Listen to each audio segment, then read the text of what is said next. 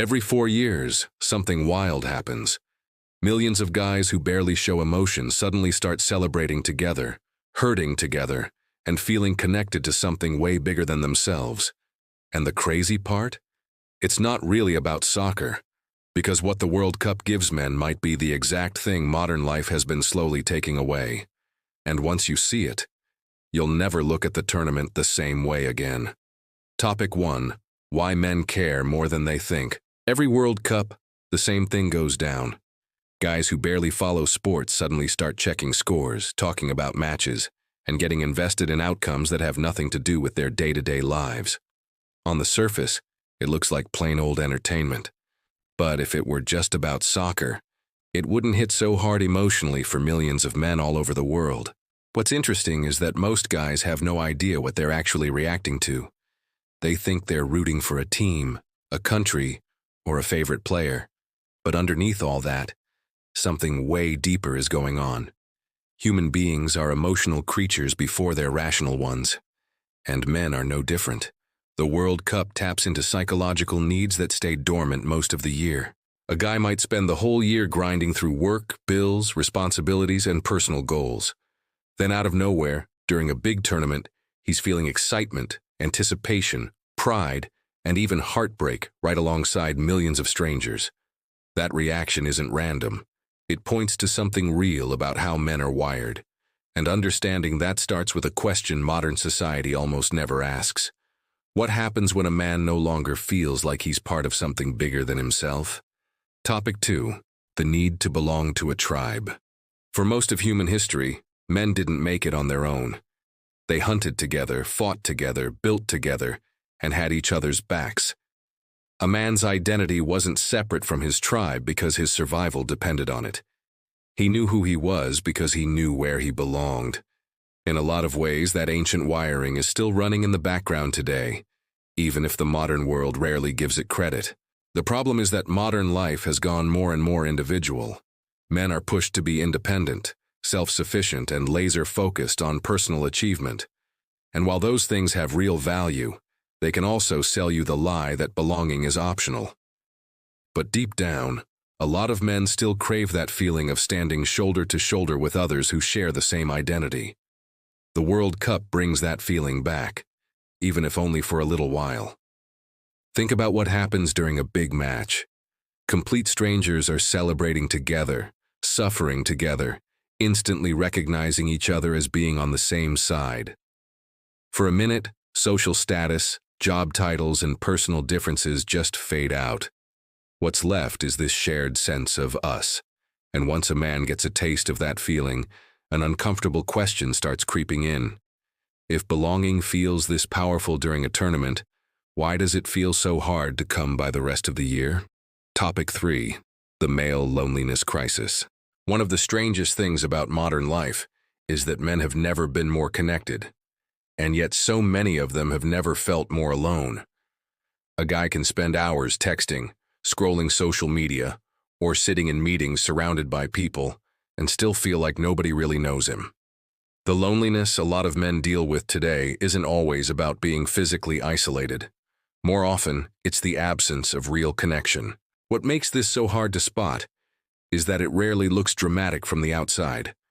The guy might have a career, a family, a routine, even a solid social circle. And still, something feels off. Conversations stay on the surface. Friendships turn into the occasional text message. Years go by without the kind of deep bonds that used to form naturally through shared experiences and just being around each other. Little by little, a lot of men start treating this as just the way things are. That's why events like the World Cup hit so differently. For a short window, men feel connected to something beyond their own lives. They feel like they're part of a bigger group. They share excitement, hope, tension, and pure joy with people they've never met. And that emotional release points to something uncomfortable. Maybe the real issue isn't that men have forgotten how to connect. It's that modern life has quietly taken away most of the places where those connections used to happen naturally. Topic 4. What the World Cup reawakens inside men. When the World Cup kicks off, something that's been asleep seems to wake back up in a lot of men. Conversations get livelier. Emotions run higher. Ordinary days suddenly feel like they mean something. What's fascinating is that most guys assume they're reacting to the tournament itself, when really, they're often responding to something much older and much deeper. The whole thing acts like a trigger for instincts that everyday life rarely activates. One of those instincts is loyalty. In regular life, loyalty has gotten complicated. People switch jobs, move cities, change social circles, and reinvent themselves constantly. But during the World Cup, loyalty becomes simple again. You pick your side, and you ride with it through the wins and the losses. That might sound like no big deal, but there's something genuinely satisfying about committing to something bigger than what's convenient for you personally, even if it's just for a few weeks. Another instinct that comes back to the surface is shared emotion. Men are usually taught to keep their feelings in check, stay composed, and carry their weight without making a scene. But during a big match, nobody bats an eye when a guy celebrates, shouts, laughs, or gets a little misty-eyed. For a little while, emotions become collective instead of something you deal with alone. And that raises a real question.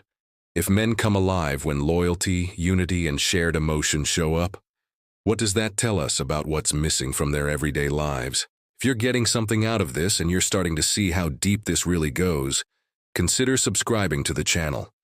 We break down the psychology behind men, purpose, relationships, and modern life in a way that goes beyond surface-level takes. It helps you understand not just what you feel, but why you feel it. Topic 5. The power of shared struggle. One thing a lot of people miss about male friendships is that they're built differently than other kinds of relationships. Men rarely bond just by sitting in a circle and opening up about their feelings. More often, they connect through shared experiences, chasing common goals and getting through hard things together. Whether it's sports, military service, building a business, grinding through a tough project, or just surviving a rough season of life, struggle has a unique way of turning strangers into brothers. That's a big part of why the World Cup hits so hard emotionally. Fans aren't just watching a team compete. In their heads, they're along for the ride. Every close call cranks up the tension. Every setback feels personal. Every win feels earned. The emotional investment comes from sharing the struggle, even from a distance. For a few weeks, millions of men get to feel the rare rush of fighting for something alongside others, instead of carrying everything on their own.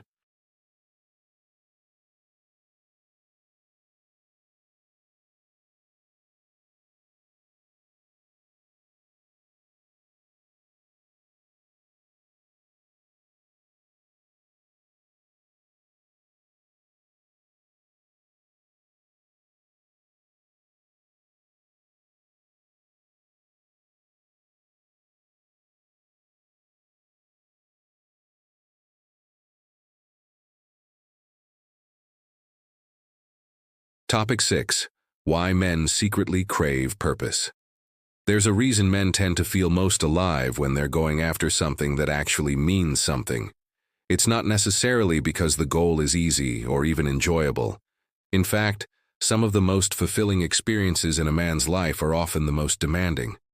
Building a career, raising a family, mastering a skill, serving a cause, or grinding through a real challenge. They all have one thing in common. They give a man a sense of direction. And without direction, even success starts to feel hollow. Modern life gives you 1,000 ways to stay busy, but staying busy isn't the same as having purpose. A guy can fill every hour with work, entertainment, notifications, and obligations, and still feel like something important is missing. Purpose answers a deeper question. It tells him why he's making sacrifices, why he keeps pushing forward, and why today's effort actually matters tomorrow. When that answer gets blurry, motivation tends to follow. That's a big part of why events like the World Cup are so gripping. For a little while, everything feels focused. There's a goal, a journey, a challenge, and a real sense of meaning attached to every moment. People know what they're hoping for and what they're pushing toward.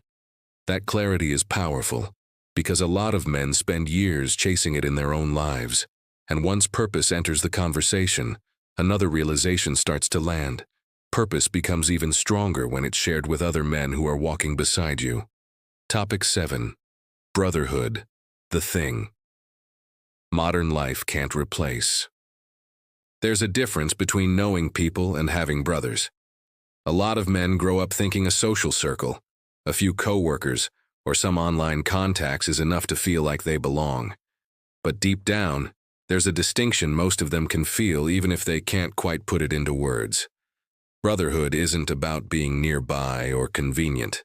It's about trust, shared history, and knowing that someone would have your back when things actually get hard. Modern life has quietly chipped away at that kind of connection. Relationships tend to turn transactional, built around schedules, shared interests, or digital back and forths that never go deeper than the surface. A guy can have hundreds of connections and still feel like nobody would actually show up if life fell apart. That gap between being socially connected and feeling genuinely supported, that's where a whole lot of modern loneliness hides. That's why moments like the World Cup feel so emotionally charged. For a short stretch, men get a taste of something that looks and feels a whole lot like brotherhood. They celebrate together without needing to know each other personally. They're plugged into the same emotional current, even if it's just for 90 minutes. And that experience quietly plants a question in the back of your mind. If this sense of brotherhood feels so natural in a stadium, where exactly did it go missing in the rest of life? Topic 8. The hidden lesson behind the World Cup. At the end of the day, the World Cup isn't really about soccer. It's about what happens inside men when they're reminded of something they rarely feel in everyday life. Belonging, purpose, loyalty, shared struggle, and brotherhood. The stadiums, the screens, the matches, that's all just the surface. The real experience is emotional and psychological, happening quietly underneath all the excitement everyone can see. What makes this hit so hard is the contrast. Modern life hands you comfort, independence, and endless options, but it often strips away the environments where men naturally form deep bonds and feel like they're part of something bigger. So when an event like the World Cup recreates even a fraction of that experience, it stands out with a kind of intensity that catches you off guard. It's not that the tournament gives men something new. It's that it briefly brings back something familiar that's been slowly fading away. And maybe the biggest takeaway is this. The emotional response men feel in those moments isn't random or over the top. It's a signal, a reminder of what the human mind still needs, even in a world that's moved a long way from it. The real question isn't why the World Cup feels so meaningful. It's why so many men only feel that level of connection in moments like this, and what it would actually take to bring even some of that feeling back into everyday life. Conclusion. When a man feels that rush of emotion during the World Cup, it's almost never just about the game. It's a reflection of deeper needs that modern life tends to leave unanswered. Connection, purpose, struggle, and belonging. The uncomfortable truth is that most men aren't missing comfort or success. They're missing meaning. They're missing the feeling of being part of something bigger, something shared, something real. The World Cup doesn't create that feeling. It just pulls back the curtain on it. So the question is a simple one. Where in your life did that sense of brotherhood, purpose, and shared direction disappear? And what would it actually take to bring even a part of it back? If this made you think differently, subscribe to the channel and turn on notifications so you don't miss the next one.